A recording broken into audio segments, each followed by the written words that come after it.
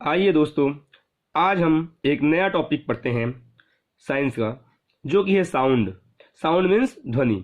अब ध्वनि किसे कहते हैं? जो कि वस्तुओं के कंपन से उत्पन्न होता है। किससे उत्पन्न होता है? वस्तुओं के कंपन से उत्पन्न होता है। तो कंपन से क्या उत्पन्न होता है? जो भी चीज कंपन से उत्पन्न होता है उसी को अपन क्या कहते हैं? ध्वनि कहते हैं। अर्थात यदि वस्तु कंपन करने लगती है तो उससे जो चीज पैदा होता है उसी को अपन क्या कहते हैं? ध्वनि। तो वस्तुओं के कंपन से ध्वनि उत्पन्न होता है। ये यांत्रिक तरंगे होती है। कौन सी तरंगे होती हैं? यांत्रिक तरंगे होती हैं, जिसे अपन अनुदैर्ध्य तरंग भी कहते हैं। ये कौन सी तरंगे होती है? यांत्रिक तरंग, जिसे अपन क्या कहते हैं? अनुदैर्ध्य तरंग भी कहते हैं। जो ध्वनि होती है, ध्वनि की चाल सबसे ज्यादा किसमें होती है? तो ध्वनि की चाल सबसे ज्यादा होती है ठोस में। ध्वनि की चाल सबसे ज्यादा किसमें होती है? ठोस में होती है।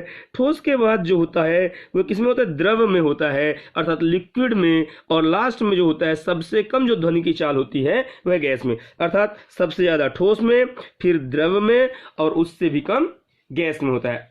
अगर बात करें कि जो ध्वनि की चाल होती है वह सॉलिड अर्थात ठोस में कितनी होती है, तो मैं आपको बता दूं कि ध्वनि की चाल लगभग 5000 मीटर प्रति सेकंड। एक सेकंड में जो ध्वनि है लगभग 5000 मीटर चल सकती है। किसमें? ठोस में। और जो सॉलिड के बाद लिक्विड आता है, तो लिक्विड के बाद लिक्विड की बात करें तो इसमें 1500 मीटर प्रति सेकंड होती है। किसकी? ध्वनि की चाल, अर्थात साउंड की वेलोसिटी या स्पीड ऑफ साउंड। इसके बाद यदि मैं बात करता हूं गैस की, तो गैस में और भी कम होता है, लगभग 343 मीटर प्रति सेकंड। तो कुछ किताब में आपको 332 मीटर भी मिलेगा, 336 मीटर भी मिलेगा, और 340 मीटर। तो हम बात कर लेते हैं, लगभग इसकी एवरेज 340 मीटर प्रति सेकंड या 343 मीटर प्रति सेकंड होती है गैस में ध्वनि की चाल। क्वेश्चन पूछा जाता है कि ध्वनि की चाल अधिकतम किस में होती है? तो आपको याद रखना है, सबसे ज्यादा ठोस में, फिर द्रव में, और सबसे लास्ट में गैस में। अगर हम आपको बोलें कि निर्वात में ध्वनि की चाल कितनी होती है, तो निर्वात में ध्वनि नहीं चल सकती।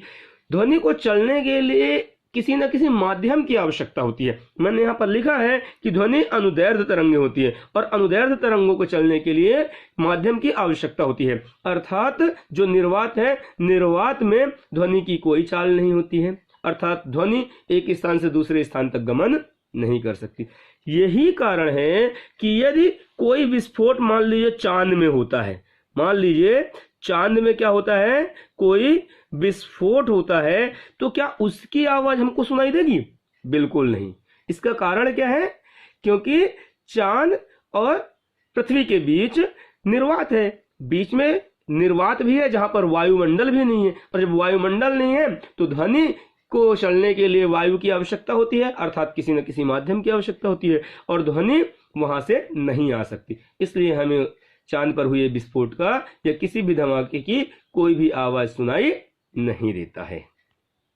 इसी क्रम में आगे बढ़ते हैं तो हम पाते हैं कि मनुष्य की जो सुनने की योग्यता है, अर्थात मनुष्य जो है कितने हर्ट्ज से लेकर कहां तक की आवाज को सुन सकता है, कितनी कम और कितने अधिक। तो जो होता है मनुष्य वह 20 हर्ट्ज को सुनता है, जबकि उसके बाद आता है 20,000 हर्ट्ज। तो ये 20,000 जो हर्ट्ज होते हैं ये श्रव्य तरंगे। कहने का सीधा मतलब है कि जो श्रव्य तरंगे हैं वह 20 हर्ट्ज से 20,000 हर्ट्ज के मध्य होता है। अर्थात हम लोग जो सुन सकते हैं वो कहां से कहां तक? 20 हर्ट्ज से लेकर 20,000 हर्ट्ज, या मैं बात कहूं कि 20 kilo hertz, 20 kilo hertz, 20 hertz से 20 किलो हर्ट्ज तक की हम आवाज को क्या कर सकते हैं? सुन सकते हैं। इसी को अपन श्रव्य तरंगे कहते हैं, अर्थात सुनने योग्य। इससे कम, जो इससे क्या होगा? कम होगा। अगर उस कम की बात करें हम तो उसको अपन बोलते हैं अपश्रव्य तरंगे। उसको अपन क्या बोलते हैं? अपश्रव्य तरंगे। तो अपश्रव्य तरंगे क्या होती है? 20 हर्ट्ज से कम की आवृत्ति, 20 हर्ट्ज से कम की आवृत्ति। फिर पराश्रव्य तरंगे क्या होगी? तो पराश्रव्य तरंगे जो होती है वह 20 हर्ट्ज से अधिक की तरंगे होंगी।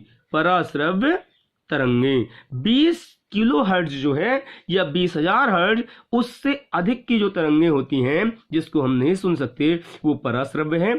और एक चीज और हम नहीं सुन सकते जिसको अपन क्या कहते हैं? अपश्रव्य। ये 20 हर्ट्ज से कम होती है और पराश्रव्य 20,000 हर्ट्ज से अधिक।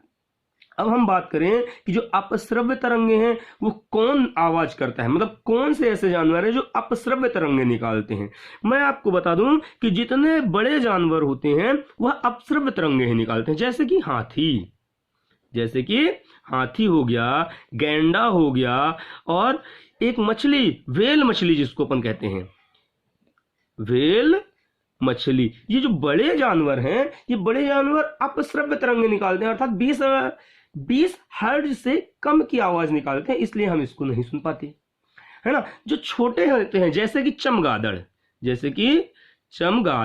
ये चमगादड़ होता है ये पराश्रव्य ध्वनि निकालता है, इसको भी हम नहीं सुन पाते ठीक से।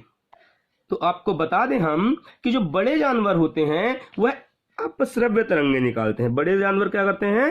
अपश्रव्य तरंगे निकालते हैं, और जो छोटे जानवर होते हैं वो पराश्रव्य तरंगे निकालते हैं। तो आपको याद रखना है कि पराश्रव्य तरंगे कौन निकालता है? छोटे जानवर। अपश्रव्य तरंगे कौन निकालता है?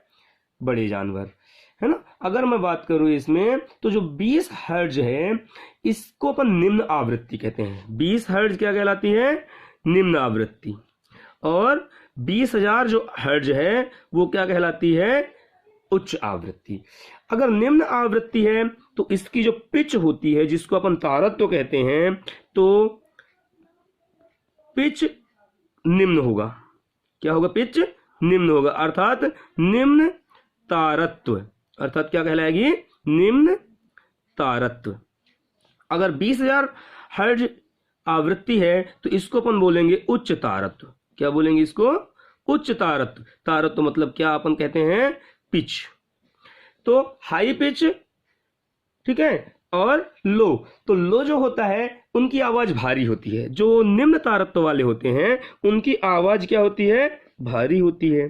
आवाज भारी होती है किनकी? जिनकी तारत्व निम्न होती है, जैसे कि लड़कों की आवाज थोड़ी सी भारी होती है, वो निम्न तारत्व वाले हैं। ढोलक की आवाज भी मोटा होता है। लेकिन जो हाई पिच वाले होते हैं जिसको अपन उच्च तारत्व या उच्च आवृत्ति कहें, तो उच्च तारत्व वालों की आवाज जो होती है वह पतली होती है, पतली आवाज। जिनकी भी आवाज पतली होती है वह उच्च तारत्व वाले होते हैं। जैसे लड़कियों की आवाज, या हम बोले गिटार की आवाज, गिटार से भी बहुत पतली आवाज आती है। या हम बोले मॉस्किटो, अच्छा मच्छर की आवाज, जो मच्छर होता है वह किस तरह की आवाज वाला होता है? ये पतले आवाज वाला होता है, जिसका तारत्व उच्च होता है। जिसका तारत्व क्या होता है? उच्च होता है, अर्थात इसकी आवृत्ति उच्च होती है, बहुत कम समय में अधिक बोलता है। इसी में हम थोड़ा सा आगे बढ़ते हैं, हम देखते हैं शोर। तो ये शोर क्या चीज होता है?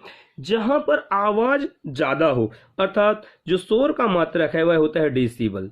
शोर का मात्रक क्या होता है? डेसिबल से इसको मापते हैं कि शोर अधिक कहां होता है। तो एक बेल इज इक्वल टू होता है 10 डेसिबल। एक बेल मीन्स कितना होता है? 10 डेसिबल होता है। अगर हम बात करें कि हमारी जो सुनने की शक्ति है वो कितनी थी? 20 हर्ट्ज से लेकर 20 किलो हर्ट्ज, ये लिखा हुआ है 20 हर्ट्ज से लेकर 20 किलो हर्ट्ज। लेकिन यदि मैं बात करूं कि अगर हम 120 हर्ट्ज से अधिक, 120 डेसिबल से अधिक के आवाज को सुनेंगे तो हम बहुत जल्दी बहरे हो जाएंगे, सुनने की शक्ति कमजोर हो जाएगी। सुनने की जो शक्ति होगी वो क्या हो जाएगी? कमजोर हो जाएगी। कब? जब हम ज्यादातर 120 डेसिबल से ऊपर की आवाज सुनेंगे। अगर 120 डेसिबल से अधिक की आवाज सुनते हैं तो सुनने की शक्ति जल्दी से कमजोर हो जाएगी। और यदि हम 80 डेसिबल तक के आवाज को सुनते हैं तो धीरे धीरे करके आवाज कम होगी। हमारी आवाज कम होगी कहने का मतलब धीरे धीरे करके सुनने की शक्ति कम होगी। धीरे धीरे करके सुनने की शक्ति जो होगी वो क्या होगी? कम होगी। 80 डेसिबल तक सुनेंगे तो। और यदि हम 120 डेसिबल से ज्यादा की आवाज सुनते हैं तो बहुत ही जल्दी इंसान कम सुनाई देने लगेगा, अर्थात धीरे धीरे करके इंसान बहरा होने लगेगा। आजकल हम जो डीजे की आवाज सुनते हैं उसकी आवृत्ति इतनी अधिक होती है, उसमें शोर बहुत ज्यादा आता है, इसीलिए धीरे धीरे करके इंसान क्या हो जाएगा? बहरा हो जाएगा। बहुत ही जल्दी होगा अगर इसी तरीके से हम आवाज को सुनते रहें तो। अगर मैं बात करूं कि ध्वनि जो है या ध्वनि की जो चाल है उस पर किन चीजों का प्रभाव पड़ता है, तो मैं आपको बता दूं कि जो ध्वनि की चाल होती है, किसकी चाल, ध्वनि की चाल। अगर मैं बात करूं ध्वनि की चाल की, तो ध्वनि के चाल पर ना तो आवृत्ति का कोई प्रभाव पड़ता है और ना ही दाब का कोई प्रभाव। आवृत्ति और दाब का किसी प्रकार का कोई प्रभाव नहीं पड़ता है, लेकिन तापमान अर्थात जो टेम्परेचर होता है, आर्द्रता, तापमान, आर्द्रता और कठोरता, तापमान, आर्द्रता और कठोरता का ध्वनि पर बहुत ज्यादा प्रभाव पड़ता है। इसके बढ़ने से, अगर ये सब चीज बढ़ने लगे, क्या क्या चीजें बढ़ने लगी, तापमान बढ़ जाएगी, आर्द्रता बढ़ जाएगी, कठोरता बढ़ जाएगी, इसके बढ़ने से ध्वनि की चाल भी बढ़ जाती है। इसके बढ़ने से ध्वनि की चाल भी क्या हो जाती है, बढ़ जाती है।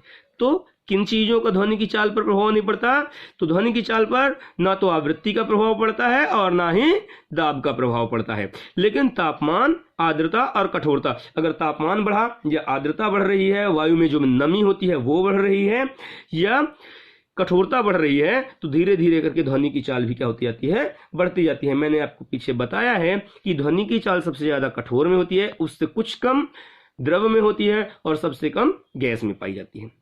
दोस्तों, इसी प्रकार के अन्य वीडियो पाने के लिए चैनल को लाइक, सब्सक्राइब एंड शेयर जरूर करें। धन्यवाद।